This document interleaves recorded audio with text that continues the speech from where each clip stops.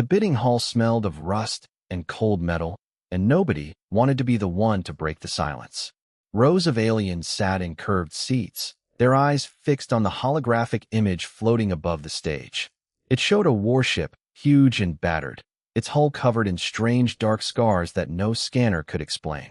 The auctioneer, a thin insectoid creature with clicking mandibles, had already gone through 3 failed rounds trying to sell it. Lot 412, the auctioneer said again, his voice flat with exhaustion. The vessel known only as the Guardian Cruiser. Starting bid, lowered once more, to almost nothing. Any takers? Silence. Dana Whitlock sat near the back, arms crossed, watching the same scene repeat itself. She had been coming to these auctions for years, buying broken ships and turning them into something useful. Most captains in the room had already looked at the cruiser's data sheet and moved on. The readings didn't make sense. The metal wasn't in any known database. Old records listed the ship as quarantined, but nobody could say by whom or why. Beside her, Counselor Ovette, a tall, thin diplomat with pale blue skin and sharp eyes, leaned toward his aide and spoke just loud enough for others to hear.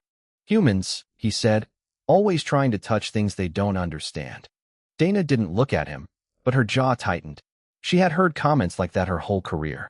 Humans were still new to this part of the galaxy, still treated like children who had wandered into a room full of adults. She hated it, but she had learned not to argue. She let her actions speak instead. The auctioneer raised his mandibles one more time. Going once. I'll take it, Dana said, standing up. The room turned to look at her. A few aliens chuckled. Ovette raised an eyebrow, clearly amused. You? The auctioneer asked, surprised. You understand this ship comes with no guarantees. No refunds. Some buyers who scanned it walked away without even placing a bid. I understand, Dana said. I'll still take it. The gavel came down. Just like that. For a price barely enough to cover a used cargo shuttle, Dana Whitlock owned one of the strangest ships in the sector. Her engineer, Ren, met her outside the hall, still chewing on a ration bar. He was an older man, broad-shouldered, with grease permanently stained into the lines of his hands. He had worked with Dana for 10 years, through good jobs and terrible ones, and he had learned to trust her judgment, even when it looked reckless. Tell me you didn't, he said. I did. Dana, that ship has been sitting in orbit for who knows how long. Nobody wants it. Not even the scrap buyers want it. That should tell you something. It tells me everyone else is scared, she said, already walking toward the docking bay. That usually means there's something worth finding. Ren sighed, but followed her anyway. He always did. Their shuttle approached the cruiser an hour later, and even Dana had to admit it looked worse up close. The hull stretched far longer than she expected, wide enough to house a small city, its surface pitted with strange burn marks that curved in patterns unlike any battle damage she had seen before. No lights, no response to hailing signals. Just a massive, silent shape hanging in the dark. Cheerful, Ren muttered, guiding the shuttle toward the main docking port. Flying coffin, that's what this is. The docking clamps locked with a heavy clunk, and the airlock cycled open with a groan that echoed through the shuttle. Dana grabbed her scanner and stepped through first, boots echoing on the metal floor of the empty corridor beyond. The air inside was stale but breathable, recycled by systems that, according to every record, should have died out centuries ago. Ren followed close behind, running his handheld scanner over the walls. Life support's active, he said, frowning at the readout. Barely, but it's active. That's not supposed to be possible on a ship with no registered power source. Dana walked further in, her lights sweeping across dust-covered control panels and dark screens. The ship felt wrong in a way she couldn't explain, not dangerous exactly, but watched. She told herself it was nerves. Old ships always felt like that. Let's get to the bridge, she said. I want to see what we actually bought. They moved deeper into the ship, passing sealed doors and corridors that branched off into darkness. Every few steps, Ren's scanner clicked and beeped, gathering readings that made no sense to either of them. Metal composition unknown. Power source unknown. Origin unknown. Then, without warning, every light in the ship turned on at once. The corridor flooded with a cold white glow, panels flickering to life along the walls, screens filling with symbols neither of them recognized. Ren froze, scanner raised, eyes wide. Dana, he said carefully. This ship has been powered down for centuries. There is no way. A low hum rolled through the floor beneath their boots, gentle but unmistakable, like something enormous slowly waking up after a very long sleep. Dana stood still in the sudden light, her heart pounding, but she didn't step back. Well, she said quietly, I guess it knows we're here. Nobody moved for almost a full minute. The hum beneath the floor kept going, steady and low, like a heartbeat that had waited a very long time to start again. Ren finally lowered his scanner, though his hand hadn't stopped shaking. I don't like this, he said. I don't like this at all. You don't have to like it, Dana replied, forcing her voice to stay calm. Just help me figure out what woke up. They walked further into the ship, and the deeper they went, the stranger things became. The corridors were clean, far cleaner than a ship left drifting for centuries should be. No dust gathered in the corners. No rust crept along the seams of the metal. It was as if invisible hands had been maintaining the place the entire time, waiting for someone to walk through the door. This doesn't add up, Ren said, running his scanner along a wall panel. Some of this metal looks brand new. Other parts look ancient, like they've been repaired 100 times over hundreds of years. A ship doesn't age like that unless something's been keeping it alive on purpose. Dana said nothing, but she filed the thought away. She had salvaged dozens of old ships in her career, dead hulks left to rot in orbit after their crews abandoned them. None of them had ever felt like this. None of them had ever felt like they were still, somehow, being cared for. They reached a heavy door at the end of a long corridor, sealed shut with thick mechanical locks unlike anything on the rest of the ship. Above the door, carved directly into the metal frame, was a name. Captain Eris Bolin. Bolin, Dana said quietly, reading it twice. That's a human name. Ren stepped closer, running his light over the letters. That's not just a human name. Look at the lettering style. That's old Earth script, the kind used centuries ago, before standard galactic alphabets became common. This ship is old, Dana. Older than anything we've got official records of. Dana reached out and touched the frame, feeling the cold metal beneath her fingers. A ship this old, with a human captain's name carved into it, shouldn't exist. Humanity hadn't even known about the wider galaxy that far back, not according to any history she had ever learned. Ren tried his scanner on the door's control panel, but it clicked uselessly, refusing to give a clear reading. Nothing, he muttered. Not locked exactly. Just not letting me in. Try again, Dana said. He tried 3 more times, adjusting settings, running diagnostics, but each time the scanner failed the same way, as if something on the other side simply didn't want to be studied. Frustrated, he stepped back and wiped sweat from his forehead despite the cold air. I've never seen a system resist analysis like this, he admitted. It's not blocking us. It's more like it's deciding whether to let us in. Before Dana could answer, a voice spoke. It came from everywhere at once, low and steady, neither male nor female, filling the corridor without any visible speaker. Ren jumped back with a curse, nearly dropping his scanner. Dana froze, every muscle tense, but she didn't run. Identity confirmed, the voice said. Waiting. Then silence returned, as sudden and complete as before. Did you hear that? Ren asked, voice shaking. Please tell me you heard that too. I heard it, Dana said slowly. Identity confirmed. Waiting for what? We should call this in, Ren said. Report it. Let someone with more resources handle this. This is bigger than a scrap job, Dana. This is bigger than anything we've ever pulled out of the dark. Dana looked at the door, at the name carved into the frame, and felt something she couldn't quite explain, a pull she didn't have words for. This ship hadn't just been sitting here rotting away. It had been waiting. Not yet, she said. Not until we know what we're dealing with. And if it's dangerous? Then we'll deal with that when it happens. But look around you, Ren. This ship kept itself alive for who knows how long, hiding in plain sight, while everyone else was too scared to even come close. Whatever it's protecting, it wanted someone to find it. Otherwise, why leave a name on the door instead of erasing it? Ren didn't have an answer to that either. He looked at the sealed chamber, then back at Dana, and finally nodded, though his face showed clearly he still didn't like any of it. Fine, he said. But if that voice starts telling us to do anything strange, I'm heading straight back to the shuttle. Dana allowed herself a small, tired smile. Deal. They turned away from the sealed door, continuing their search through the ship's quiet corridors, unaware that somewhere deep within its core, something ancient and patient had already begun watching them far more closely than either of them realized. The lights did not flicker again. The hum did not fade. The ship, whatever it truly was, had made its choice. It was waiting to see if Dana Whitlock was the one it had been waiting for all along. 3 days passed before the ship spoke again, and in that time Dana barely slept. She spent hours walking the corridors with Ren, mapping rooms, testing systems, trying to understand a vessel that seemed determined to reveal itself only a little at a time. Every attempt to force answers failed.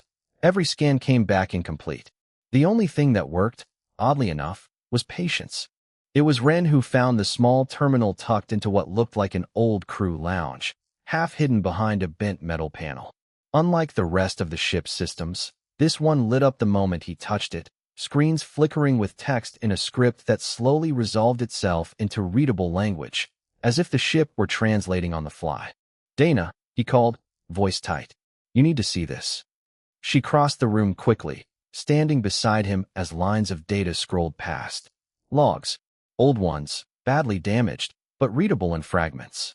"Cannot confirm survivors from the Eastern Fleet."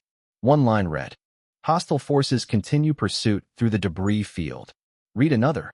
"Captain Bolin has ordered full retreat toward the outer boundary." Dana's chest tightened as she read. "This isn't just an old warship," she said quietly. "This is a warship that fought in something. A real war." "Against who?" Ren asked, scrolling further. None of these names match anything in the current records. No empire, no coalition, nothing I recognize. Before either of them could dig deeper, the same voice from before returned, quieter this time, almost tired. "Query acknowledged," it said. "Displaying archived command log, final entry." The screen shifted, and a single block of text appeared, slower this time, as if the ship itself were choosing each word with care. "To whoever finds this ship," the text read, "My name is Eris Bolin. If you are reading this, then the war is long over, and I did not live to see its end. My crew and I carried something aboard that must never fall into enemy hands. I made the choice to seal it away and put this ship into deep sleep rather than risk capture. I do not know if that choice was right. I only know it was mine to make." Dana read the words twice, feeling the weight of them settle over her. Ren had gone quiet beside her, his usual complaints forgotten. "She sacrificed her crew's chance of going home," Dana said slowly, "to protect whatever's behind that sealed door." "That's not just sad," Ren muttered. "That's the kind of thing legends are made of. And nobody remembers her. Nobody remembers any of this." Their moment of quiet reflection was interrupted by a chime from Dana's communicator. She frowned, stepping back to answer it, and found Counselor Ovet's image waiting on the small screen, his expression far less amused than it had been at the auction. "Captain Whitlock," he said stiffly, "I understand your new acquisition has become active." Dana kept her face neutral. "News travels fast." "Of course," Dana said, though she doubted safety was his only concern. "I'll consider it." "I would strongly suggest more than consideration," Ovet replied. "That ship's reputation was not built on nothing, Captain. Whatever you found, I hope you understand the size of what you're dealing with." The channel closed before Dana could respond. She stood there a moment, jaw tight, thinking about how easily people assumed humans couldn't handle something big when they found it. "They're worried," Ren said, watching her expression. "That's not a good sign." "No," Dana agreed. "It's not."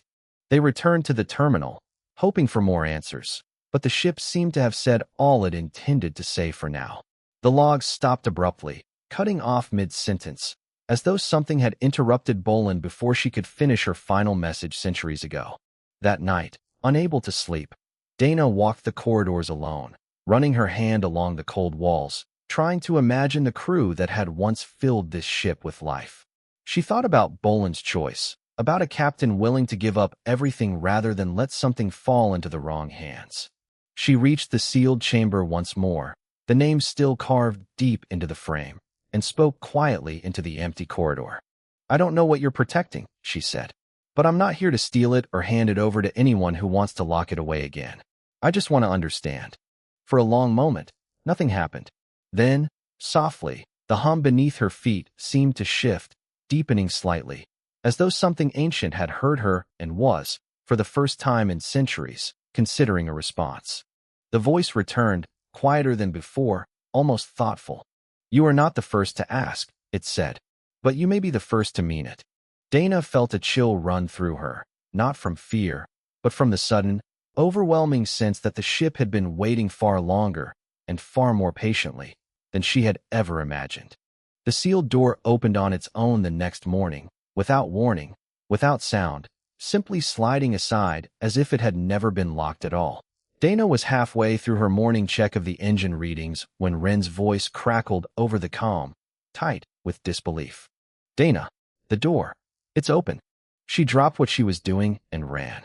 By the time she reached the corridor, Ren was already standing at the threshold, staring into the dark chamber beyond, his flashlight beam cutting through dust that hadn't been disturbed in centuries. Neither of them moved for a moment. Then Dana stepped past him, into the room Captain Eris Bolin had sealed away with her final act.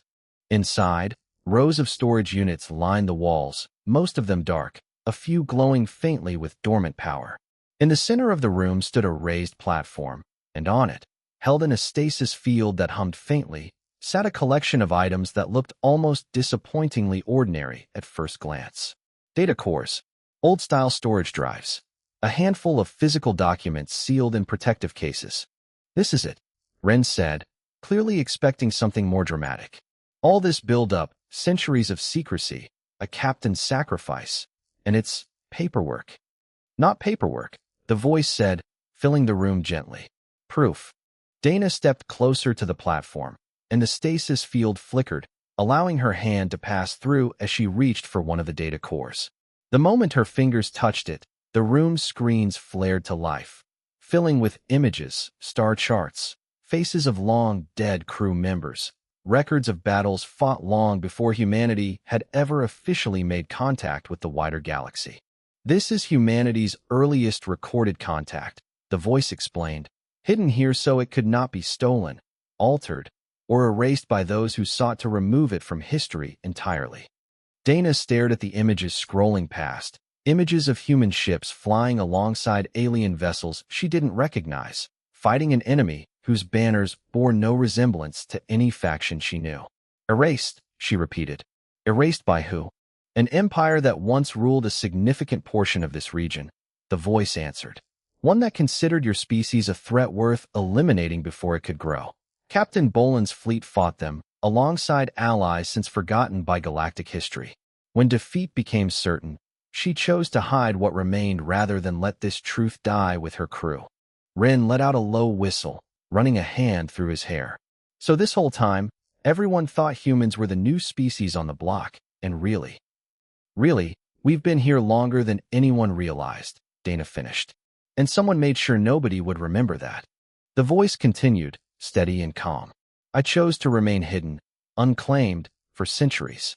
I discouraged unworthy buyers, damaged sensors to appear less valuable, allowed my reputation to grow into something to be feared. I was waiting for someone who carried the same resolve as my captain. Someone willing to protect this truth, not exploit it." Dana looked around the chamber, at the quiet weight of everything it contained, and felt the full size of what she had stumbled in to settle over her shoulders. This wasn't a simple salvage job anymore. This was history itself, buried and waiting to be carried forward by whoever proved worthy enough to find it. Their moment was interrupted by heavy footsteps echoing down the corridor outside. Counselor Ovet appeared in the doorway moments later, flanked by two Concord officials, his expression a mixture of alarm and barely contained excitement. "Captain Whitlock," he said, his eyes sweeping over the chamber, widening as he took in what he saw. "Neither did we," Dana admitted. Ovet stepped further into the room, studying the glowing screens with open fascination, though his tone remained cautious. "This changes things considerably. Records this old, this significant, cannot remain in the hands of a single independent salvager. The Concord must take custody, for proper study and safekeeping." "Safekeeping," Dana repeated flatly. "Like whoever erased this history in the first place called it safekeeping too." Ovet's jaw tightened. "That is not a fair comparison." "Isn't it?" Dana said. This ship spent centuries hiding this exact thing from people who wanted to lock it away or destroy it. I'm not about to hand it over just because someone with more authority walks in and asks nicely." Before Ovette could respond, a sharp alert rang out through the ship, cutting through the tension instantly. The voice returned, no longer calm, but sharp with urgency. "Unidentified vessels detected on approach," it said. "Signatures match archived records from the original conflict. They are not registered with any current galactic authority." Ren's face went pale. "Define unidentified." The main screen shifted, displaying a live feed from outside the ship. Several dark, angular vessels had decloaked in the distance, their design unlike anything currently cataloged, yet eerily familiar to the old battle records still glowing on the chamber's walls. Ovette stared at the screen, all his earlier confidence draining from his face. "That's not possible," he whispered. "That empire was destroyed centuries ago." The voice spoke again, quieter now, almost grim. "Apparently," it said, "not entirely." Dana felt her pulse quicken as the reality of the situation crashed over her. Whatever ancient enemy had once hunted Captain Boland's fleet, it seemed word of the cruiser's awakening had reached them too, and they had not come to talk. Alarms hadn't sounded on this ship in centuries, and now they wouldn't stop. Red light pulsed through the corridors as Dana ran back toward the bridge. Ren close behind her, Counselor Ovette struggling to keep pace despite his long legs. Behind them, the sealed chamber sat open and exposed, its secrets no longer hidden from anyone, including whoever now approached from the dark. "Talk to me," Dana said, dropping into the ship's main command chair, a seat clearly built for a human frame, as if it had been waiting all this time for someone to finally sit in it again. "For vessels," the voice replied instantly. "Configuration matches the empire responsible for the original conflict. Weapons charging." No response to hailing attempts. "Of course not," Ren muttered, working frantically at a side console. "Why would they want to talk?" Ovette stood near the back of the bridge, staring at the tactical display with wide eyes. "This is impossible. That empire's remnants were declared extinct nearly 3 centuries ago. There has been no trace, no activity, nothing." "Well, someone forgot to tell them that," Dana said, eyes scanning the readouts in front of her. Most of the labels were unfamiliar, systems she had never operated before, yet somehow, looking at them now, she understood their purpose almost instinctively, as though the ship itself were guiding her thoughts. "Shields at minimal capacity," the voice reported. "Weapons systems require several minutes to fully restore after centuries of dormancy." "Then buy us those minutes," Dana said. A low thrum rippled through the ship as ancient systems groaned back to life. Panels lighting up one after another along the bridge, screens filling with information faster than she could fully process. This was no ordinary derelict. Beneath its scarred, unassuming exterior, the Guardian cruiser was exactly what its name suggested, a warship built for exactly this kind of fight. Outside, the 4 enemy vessels spread into a loose formation, closing the distance with slow, deliberate confidence, clearly expecting no real resistance from a ship long assumed abandoned. "They believe this vessel is still asleep," the voice said. "That advantage will not last long." "Then let's use it while we have it," Dana said. Ren glanced over, surprised by the calm in her voice. "You're really doing this? Taking command of a warship you've owned for exactly 4 days. You have a better idea?" He didn't. Ovette stepped forward, jaw tight, clearly torn between duty and disbelief. "Captain Whitlock, the Concorde cannot officially support unlicensed combat action from an independent vessel, regardless of circumstances." "Then don't support it," Dana said, not looking away from the display. "Just don't get in my way." A tense silence followed, broken only by the low hum of awakening systems. Then Ovette straightened, something shifting in his expression, and moved toward the secondary console instead of the exit. "Redirect nearby Concorde patrol ships to this position," he said quietly, almost to himself. Immediately, Dana glanced at him, surprised. Before Dana could respond, the lead enemy vessel opened fire, a bright pulse of energy cutting across the void toward the cruiser's hull. "Brace," the voice warned. The ship shuddered as the shot connected, alarms shifting from warning tones to something sharper. Ren gripped his console, cursing under his breath as sparks flew from an overloaded panel nearby. "Shields holding, barely," he reported. "We will not survive many more hits like that." "Then we don't let them land many more," Dana said, pulling up the tactical display and studying the layout Boland's old logs had left behind. Decades-old strategies still relevant against an enemy that clearly hadn't changed its tactics much in all this time. "Bring weapons online the moment they're ready," she ordered. "Target their lead ship. If we can knock out their formation leader, the others may hesitate." "Weapons online," the voice confirmed a tense moment later. "Firing solution locked." The cruiser's main guns fired for the first time in centuries, a deep resonant thrum shaking the entire bridge as beams of energy lanced out toward the enemy formation. The lead vessel took the hit directly, its shields flaring bright before collapsing entirely, forcing it to peel away, damaged and smoking. A tense cheer rose from Ren's side of the bridge, quickly cut short as the remaining 3 ships adjusted formation, clearly recalculating their assumptions about this supposedly helpless target. Then, on the main screen, a channel request blinked open, unexpected and unprompted.